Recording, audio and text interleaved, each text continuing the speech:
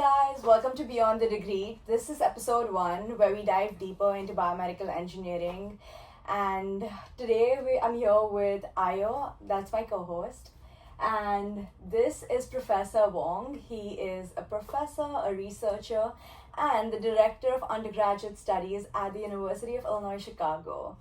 So we're really honored to have him join us today.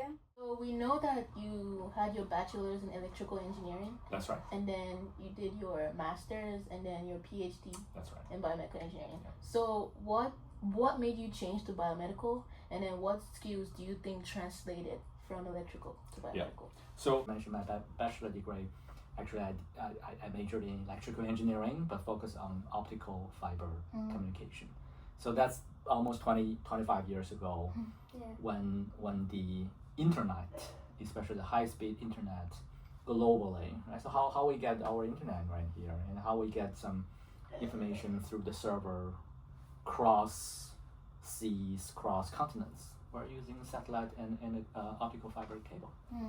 And then in that way, many years after I selected my undergraduate major, even my master degree major, I never thought about changing the major, as you ask. However, while you are getting deeper and deeper to some specific topics, for example, the fiber optics communication, right? So you're using fibers, glass fibers, to transmit laser signal and the light signal, and then this definitely can carry a lot of information, right? So, but what if the information is related to medical samples or some specimen you are detecting, and also how you can use laser as one of the modifiers to change cell fate. Everything's coming from laser. Instead of saying I changed my major from electrical engineering to biomedical engineering, I would rather say I want to use and utilize my electrical engineering backgrounds and the skill sets I learned to apply in biomedical field. So usually changing major is a big deal in undergraduate study. Yeah. You're changing your major from mechanical to computer science to biological science to Spanish history. Right? So those are majors. However, coming to the graduate school, it's really hard to have a very clear definition. Like what is your major?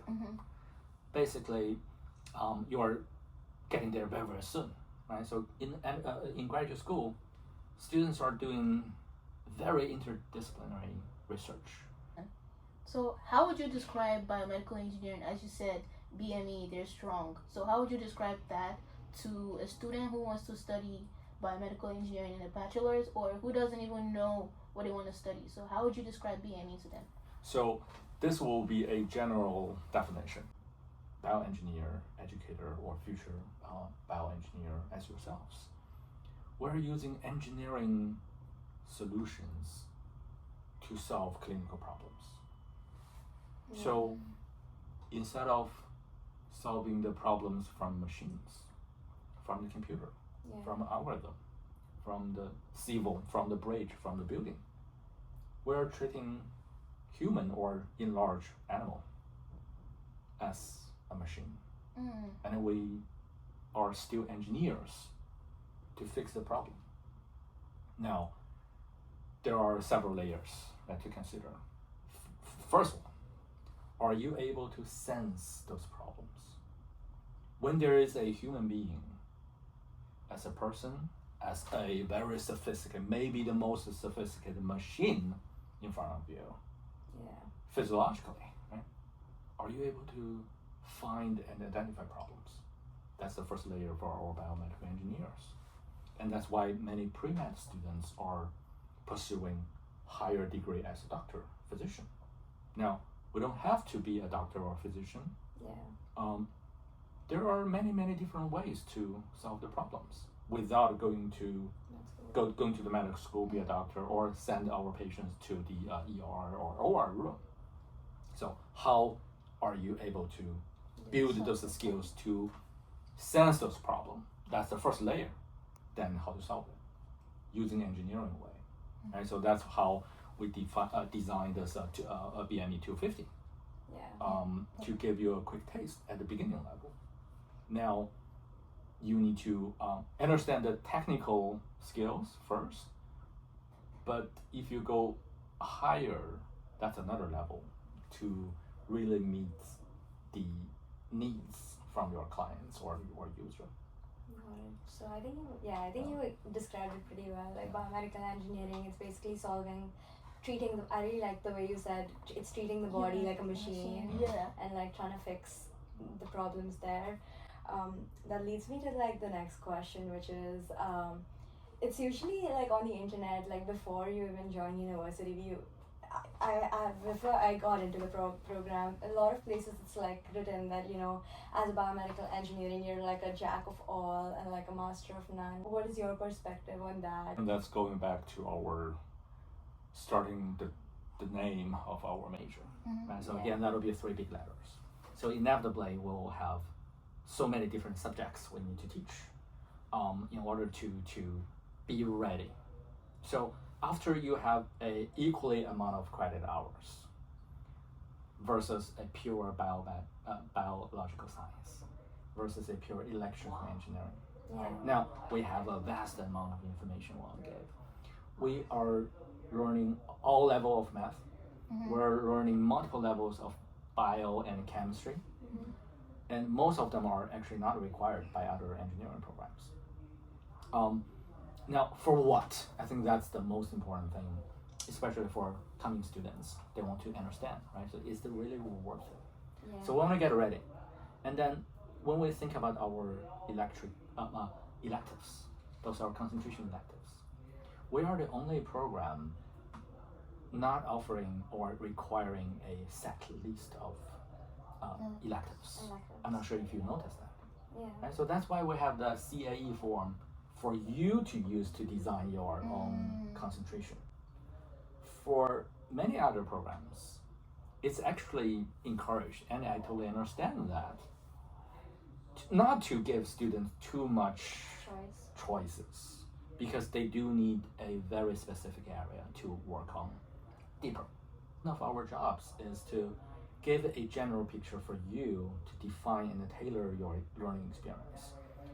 When you get into BME, the next job is not only to survive the BME curriculum, but also to create your own curriculum using maybe one of the biggest flexibility you can have from college.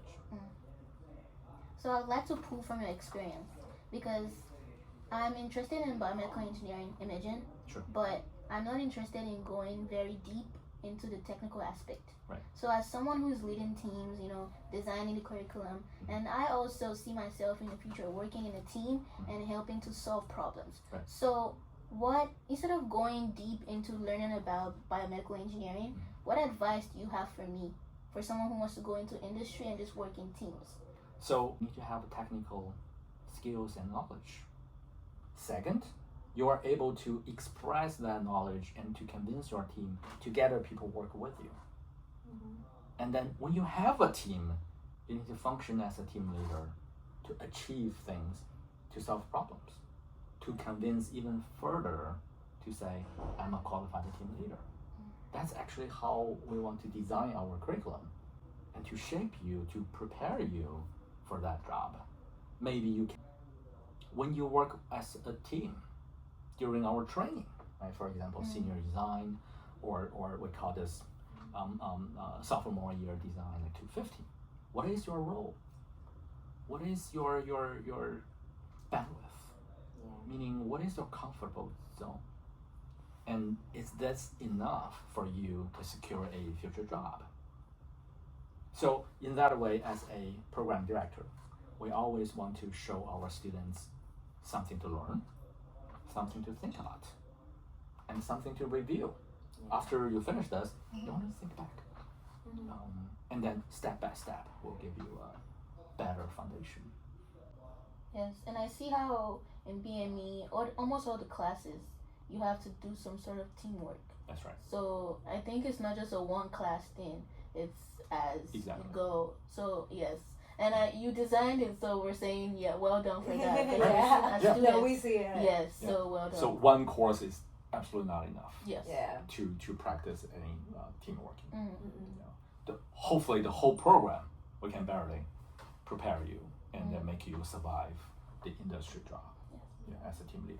Yeah, I agree. I really enjoy this major, I think, because of that, because I'm able to work with people rather than just like going to class, taking in from a lecture, and that's it. So in that way, any technical knowledge, that will be the minimum requirement.